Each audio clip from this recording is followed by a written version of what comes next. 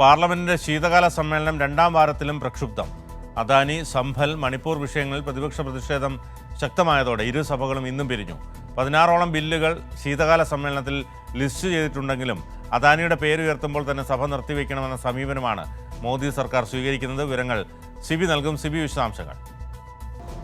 ബിനു, പാർലമെന്റിന്റെ നടപടി ഇന്നും പ്രക്ഷുബ്ധമാവുന്ന ഒരു സാഹചര്യമാണ് ഉണ്ടായത്. പ്രത്യേകിച്ച് അദാനി വിഷയത്തിൽ കഴിഞ്ഞ 6 ദിവസമായി എല്ലാം തന്നെയും ഈ ഒരു അദാനി വിഷയം, അതുകൂടാതെ സമ്പൽ, മണിപ്പൂർ, വയനാടിന്റെ കേന്ദ്ര സഹായം ഉൾപ്പെടെ നിരവധി വിഷയങ്ങളാണ് ചട്ടം 267 പ്രകാരം ഇരു സഭകളിലും പ്രതിപക്ഷ എംപിമാർ നോട്ടീസ് നൽകിയത്. എന്തായാലും ഇതെല്ലാം തന്നെയും ചർച്ചയ്ക്കെടുക്കാനാവില്ല നിലപാട് സഭ അധ്യക്ഷന്മാർ സ്വീകരിക്കുകയും ഇന്നും പാർലമെന്റിന്റെ ഇരു സഭകളിലും പ്രക്ഷുബ്ധമാവുകയായിരുന്നു. ആദ്യം 12 മണി വരെ നിർത്തിവെച്ചു. പിന്നീട് വീണ്ടും പ്പോൾ വീണ്ടും പ്രതിഷേധം ശക്തമായതോടെ നാളത്തേക്ക് പിരിയായിരുന്നു. എന്തായാലും ഇപ്പോൾ കേന്ദ്ര സർക്കാർ എടുക്കുന്ന ഒരു സമീപനം എന്ന് പറയുന്നത് അദാനിയുടെ പേര് കേൾക്കുമ്പോൾ തന്നെ സഭ പിരിയുന്ന ഒരു സാഹചര്യം ഉണ്ടാകുന്നു.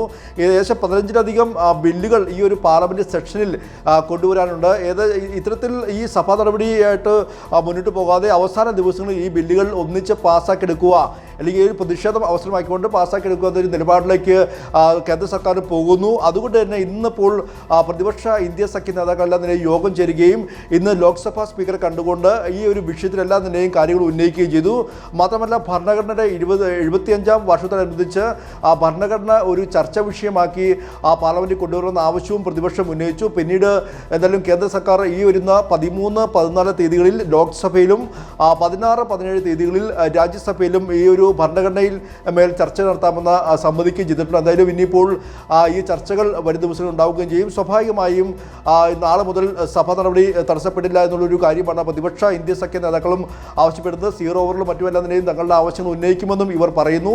എന്തായാലും കഴിഞ്ഞ 6 ദിവസവും ഈ ഒരു അദാനി വിഷയത്തിലും സമ്പൽ വിഷയത്തിലെല്ലാം തന്നെയും ഈ സഭ പ്രക്ഷുബ്ധമാകുന്ന ഒരു കാഴ്ചയാണ് കണ്ടത്. നാളെ മുതൽ സഭയിലെ എല്ലാ നടപടിയുമായി സഹകരിക്കുമെന്ന് പ്രതിപക്ഷം ഇപ്പോൾ അറിയിച്ചിട്ടുണ്ട്. ഇന്നിപ്പോൾ ലോക്സഭ സ്പീക്കറുടെ അധ്യക്ഷതയിലായിരുന്നു സർവകക്ഷി യോഗം വിളിച്ചത്. എന്തായാലും ഈ ഒരു ഭരണഘടന മേൽ ചർച്ചയാകാമെന്ന ഒരു ആവശ്യം, പ്രതിപക്ഷത്തിൻ്റെ ആവശ്യം കേന്ദ്ര സർക്കാർ അംഗീകരിക്കുകയും ചെയ്തിട്ടുണ്ട്. ബിനു. യെസ്, സിബിയാണ് വിശദാംശങ്ങൾ നൽകിയത്.